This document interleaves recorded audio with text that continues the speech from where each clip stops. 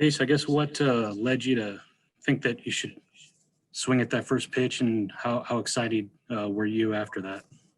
Um, you know, I wasn't being as aggressive earlier in the day, and that was leading me to getting behind the counts. And I was really struggling with behind the counts. So I was like, I'm going up there aggressive, and I'm gonna get my pitch and just put a good swing on it. And yeah, I was pretty excited. We'll go next to Nico. There we go. Hey, Jace. So today's win marks 10 in a row for you guys. What does that do for your guys' confidence after starting the season on a sour 0-3 note? Keep it rolling, keep it going. Good vibes. Just keep the good vibes and keep winning. We'll go next to Eric. Chase, another big hit for you. It's now the second straight game where you get the hit that ends up being the game winner. What do you like about those big moments with the game on the line and you at the plate?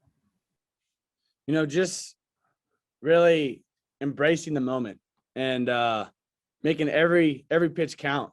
And that's going up there, attacking, getting your pitch, just like Tad says, getting your pitch and putting a good swing on it.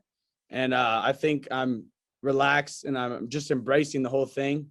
So that's what I would say about that one. We'll go back to Carlos. Jason, in terms of the big swing, everyone will be talking about that, but can you just speak to what Ryan Sublette and Connor were able to do just to shut the door? Because it was still a little dicey later on.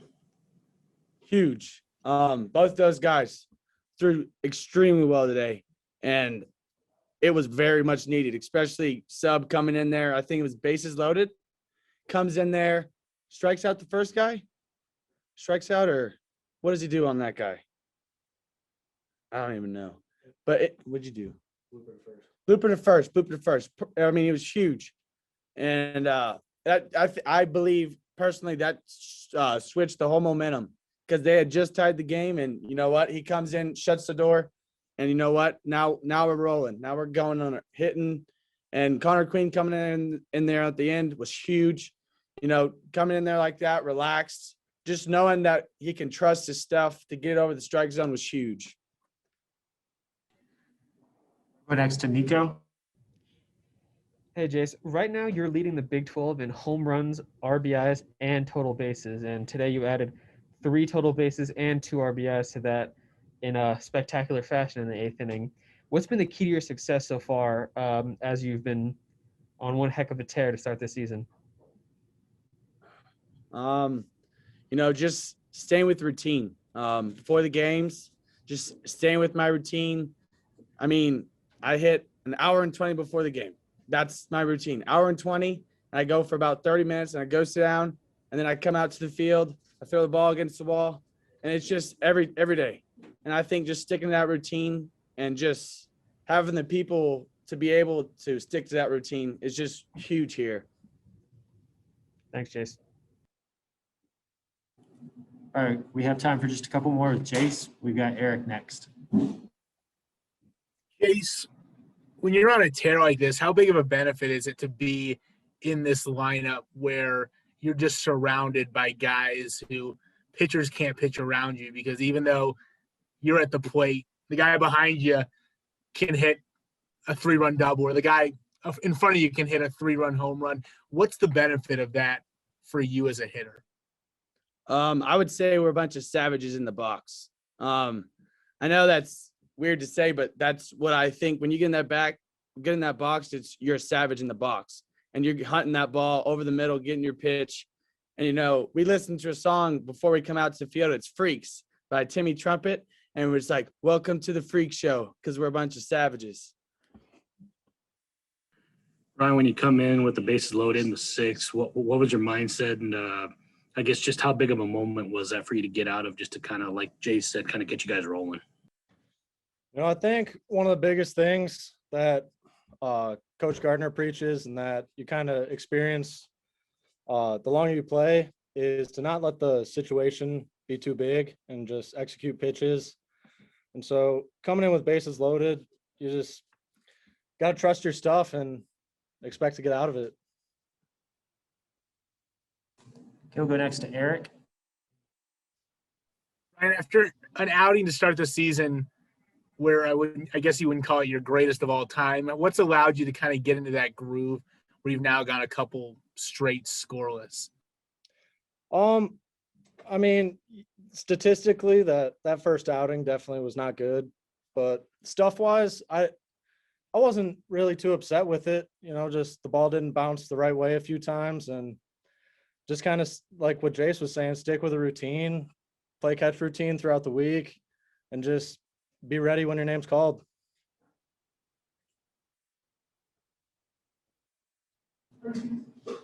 All right, are we going back to Carlos? Ryan, in terms of just going into a bases loaded situation, I guess for you, is it more about making the pitch? Is it just kind of keeping your nerves, or is it a little bit of both of those things? And I guess what did you have to do to kind of calm yourself down to know that that was a situation like you had said you've been in before, or you just kind of have to make your pitch and get yourself out of it? Yeah, so I would say experience definitely has the biggest thing to do with that, and just keeping composed and not letting the situation get too big. But at the same time, like when you're in the bullpen, and they tell you to start warming up, you just got to warm up. And I don't really watch the game when I'm trying to get warm. So whatever happened, I didn't really see leading up to it. And then you just got to be ready to execute pitches. All right, we'll go back to Eric. All right, what kind of pride do you take in being that guy that Tadlock calls on a lot of times in these kind of tense late inning, sometimes guys on when you need out type of moment? So, I mean, it's definitely something to take pride in, but at the same time, I just like that, you know, the coaching staff and all the teammates trust me that to come in a situation like that we'll be able to get out of it. So I would say more so than being prideful of it is just having the trust with Tad and then all the other players, just knowing that you're going to get the job done. Coach, I know everyone's going to be focused on the big swing by Jace, but in that sixth inning where you call in Sublette, just how big of a moment was that for him just to get you all out of there and get you out of that trouble? Because it seemed like after that, things kind of evened out and you guys were able to find. Yeah, it seemed like Haid kind of ran out of gas there, and Sub came in and picked him up and got us out of a jam and gave us 3 solid innings, threw the ball really well, had them off balance, definitely had them in between. And, and then Queen comes in and gets their best hitter out, on 2 pitches, made it look easy. Go next to Eric. Coach, I guess now focusing on that swing by Jace, what is it about his makeup that has allowed him to be so good in these types of situations? It seems like every time you've needed him this season. Well, he's a baseball player. He loves to play. He works extremely hard. And really our belief is the better you prepare, the more you'll embrace each opportunity you have. And believe me, there's a lot of pitches in a baseball game he's trying to win. And I don't think it matters if it's in that moment or in the first. He's trying to win pitches. And the guys are really good at this game. That's what they do. And I'm not saying he's a pro yet by any means, but he's a lot of fun to coach because of the way he prepares and just his, overall, he loves playing baseball. We'll go next to Nico. Hey, Coach. About 5 minutes ago, Jace Young referred to your guys' lineup as a bunch of savages in the box. Would you agree with that assessment? I think that was a Booney quote. So you're going to have to say he took that from Boone for the Yankees. I think he said the exact same thing last year. I'll let Jace, I'll leave all that to Jace. Again, it's fun to watch them play. Whether they're savages or not, that's up to them when they step in there. I can't declare they are. What I can do is watch them, and if they are, they are. Thanks, Coach. We'll go back to Eric. Coach, I was just wondering if we could get some early thoughts on your weekend matchup against UConn. I mean, a lot of people think about baseball in this kind of southern area, but they seem to be one of the more consistent programs, especially in the Northeast. Yeah, I want to say we played them one year. I don't know if I was here or somewhere else, but I'm pretty sure when Springer was there, so it's probably a while back. Pretty good baseball player, wouldn't you say? Coach Penders does a really good job. His brother's a good friend of mine, coaches down in the Austin area. Known him a long time, and it's they do a good job. I mean, they play the game the right way, no doubt about it. It'll be fun to compete against them. We'll go back to Carlos. Coach, with that in mind, I guess do you kind of roll out the same guys you rolled out last week in terms of your Friday, Saturday, Sunday? Yeah, you got it.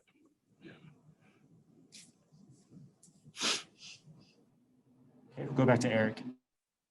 To add on to that, I know it's probably pretty early and you still got some time to think about it, but any idea what you're going to do for that fourth starter on Monday? Or is it kind of just figured out? As of right now, it's Micah.